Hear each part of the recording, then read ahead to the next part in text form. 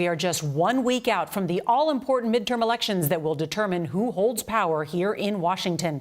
We've got the latest on that in just a minute. But first, we've learned new details about the break-in at the home of Speaker Nancy Pelosi, where her husband Paul was violently assaulted with a hammer. Members of Pelosi's family are expected to soon hear audio from the 911 call from Paul Pelosi and see body camera footage from that very night. Well, today, the suspect, David DePape, made his first court appearance and pleaded not guilty to a litany of charges, including attempted murder, assault with a deadly weapon, and elder abuse. The 42-year-old was allegedly targeting the House Speaker and wanted to hold her hostage and break her kneecaps. Also tonight, Capitol Police are warning they need more resources to provide additional layers of security for members of Congress. There's a lot of news to cover, and CBS's Jonathan Vigliotti will start us off tonight from outside Pelosi's San Francisco residence. Good evening, Jonathan.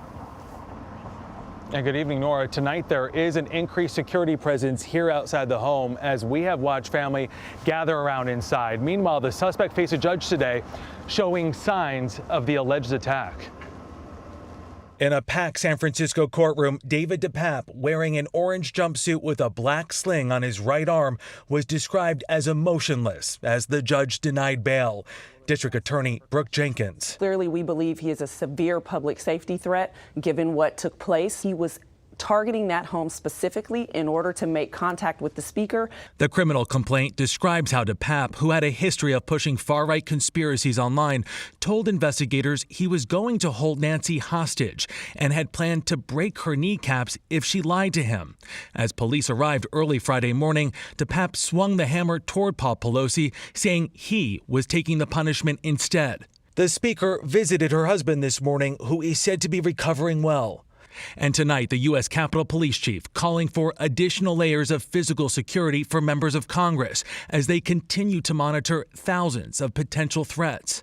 Many of those spawned by conspiracy theories and misinformation, including just this morning, former President Trump questioned whether there was even a break-in at the Pelosi home. Wow, it's weird things going on in that household in the last couple of weeks.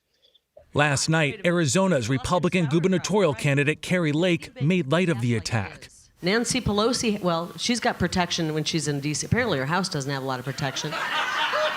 To San Francisco's DA, it's no laughing matter. I think it's appalling that anybody would take lightly what happened to Mr. Pelosi and the fact that he was targeted by virtue of his wife's position in this country.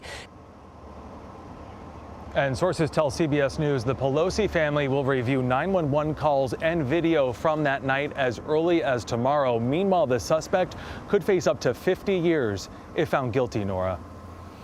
That's going to be difficult footage to watch. Jonathan Vigliotti, thank you.